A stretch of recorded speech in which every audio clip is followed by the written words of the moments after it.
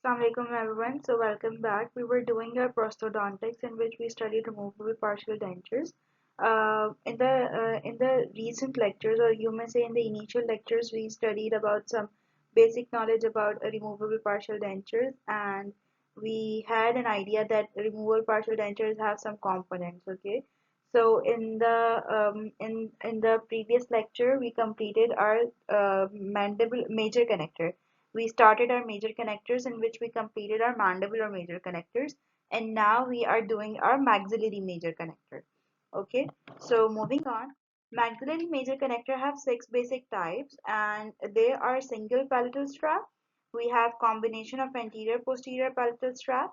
Then we have palatal plate type connector, U-shaped palatal connector, single palatal bar, and anterior posterior palatal bars. So these are the six basic type of connectors, and this picture is showing you those types of connectors. So this is your palatal strap. See, it's just a single strap connecting both the sides of a single arch. Okay. Then you have anterior and posterior palatal strap. There is a strap placed anteriorly. Then there is a strap placed posteriorly, connecting the both side of the arch. You have the palatal plate. You see, this is a strap and this is a plate. Straps are covering some area of your palate, but the palatal plate type of connector covers your whole palate of the whole palatal soft tissue. Okay, so this is your that type of the connector, and then you have a U-shaped palatal connector. You see, this is an inverted U. Okay, so this is the you have U-shaped type of palatal connector. Then you have a single palatal bar. Okay, this is in the form of a strap, so that's why it's a palatal strap, and this is in a form of bar, so that's why it is a palatal bar. Then you have the anterior and posterior palatal bar, similar to this one. Okay, palatal strap one. There was a palatal strap anterior and posteriorly. So here are palatal bars anterior and posteriorly. Okay, so these are the major six kinds of major connectors that we use, and the most preferred one are yours. So these are your basic types of palatal connectors. So moving on, the most preferred one is your palatal strap type one, and then you go for posterior anterior palatal strap. Okay, the most preferred one are this one, palatal strap one. So a single palatal strap. It is suitable for bilateral tooth supported prosthesis, okay, with short edentulous span. When you have some small amount of missing teeth, you go for this one, okay, and it takes support bilaterally from here and here, and you see from this molar one. Okay, what are the features of palatal strap? That it is rigid with minimal bulk.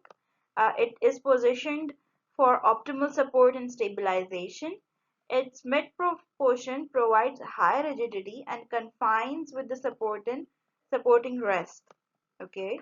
Ideal for short span tooth supported restorations. A wide palatal strap may be used for Kennedy's class 3, and it is always given in okay, wait a minute. What does it say? It says that we always use single palatal strap for Kennedy's class 3 kind of restorations. Okay, and it is contraindicated in Kennedy's class 1. Anterior posterior dimension shouldn't be less than 8 mm to avoid the compromise of its rigidity. The width of the strap increases as the edentulous span increases. The width of this area increases as your edentulous span increases. If we are to cover the teeth, missing teeth from here, then the width will be increased from here to here will be more. Okay, so the width of the strap is directly proportional to the number of missing teeth. The more the missing teeth, the wider the strap. So its indication and its contraindications. Its indications are that bilateral tooth supported prosthesis, short edentulous span, short span tooth supported restoration, and wide palatal strap may be used for Kennedy class 3 restorations. Contraindication is your Kennedy class 1 and long edentulous span. Severe palatal deformities are present, or excessive soft tissue undercut is present. In these conditions, you don't get your single palatal strap. Okay, so moving on, the advantages and disadvantages of your single palatal strap. The advantage is that it provides rigidity and minimal bulk, enhancing the stability, optimizes support and stabilization, particularly for bilateral tube-supported prosthesis. Okay, and your disadvantage is that is not suitable for edentulous span as it lacks adequate support and can be challenging to adapt to the patients with several dental deformities. Okay, it is not good for long edentulous spans, and it is challenging if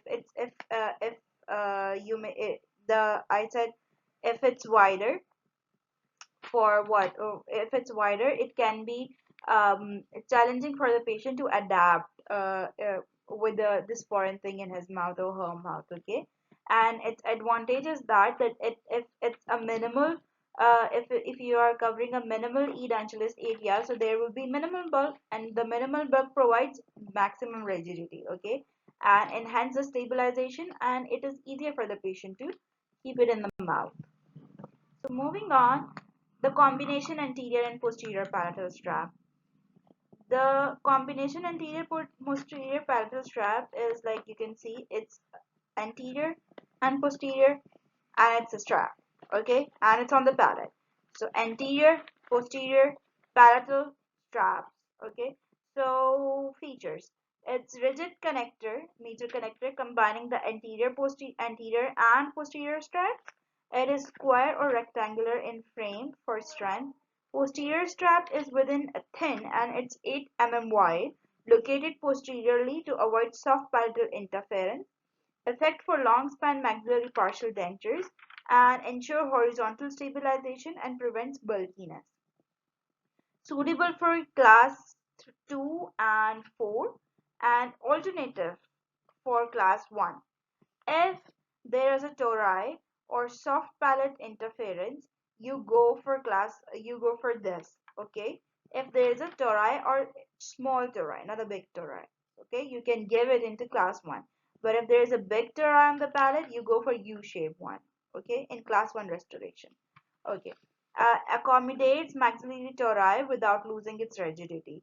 The tori is like here, and it can pop out from here, and the strap go anteriorly and posteriorly without without compromising the stability or rigidity of the major connector.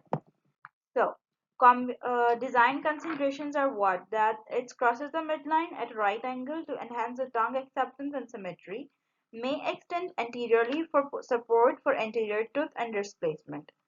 Key advantages of this strap is that it provides for optimal stabilization and minimized flexure, adaptable for various edentulous arches and configurations. Contraindication of palatal strap, anterior posterior palatal strap are that edentulous span, long edentulous span, Kennedy class 2 and 4, and maxillary tori, and alternative for class 1 with class 1 with tori or on soft palate interference. Okay, what are your indication that if there is a long edentulous span you can give, if there is a class 2 or class 4 Kennedy arches, so you can give that. If there is a maxillary tori, you can give it. If there is class 1 with tori or a soft palate, you can go for it. But a small tori or some minimal interference within the soft palate, you go for it. If not, you go for a U-shaped palatal connector. That will be the third one. We'll be studying that one in the next lecture, not in this one. Okay. So the contraindication of your anterior and posterior palatal strap are that it may be unsuitable for patient with severe palatal deformities or significant soft tissue undercut. Okay, that's what I told you.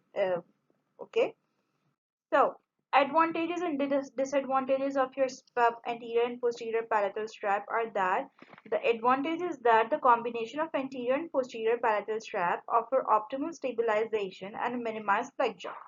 It adapts to various edentulous configurations and ensure a secure fit and reduces movement of the denture. The disadvantage is that while it's versatile, the combination strap may pose challenges in patients with severe palatal deformities, okay, and significant soft tissue undercuts. The design might need adjustment to accommodate these complexities. Okay, and it's really hard to like adjust a design after it's made. So that's that. So that'll be all. I hope each and everything is clear in this lecture, and if not, always comment down your query. I'll make sure to remove that condition or confusion, sorry, not the condition, to remove that confusion of yours. And do like, comment, and share on my lecture, and um, subscribe my channel and follow me on Instagram. I'll go by the name of Dr. Barira Mushtaq. So thank you. Allah Hafiz and take care. Bye bye.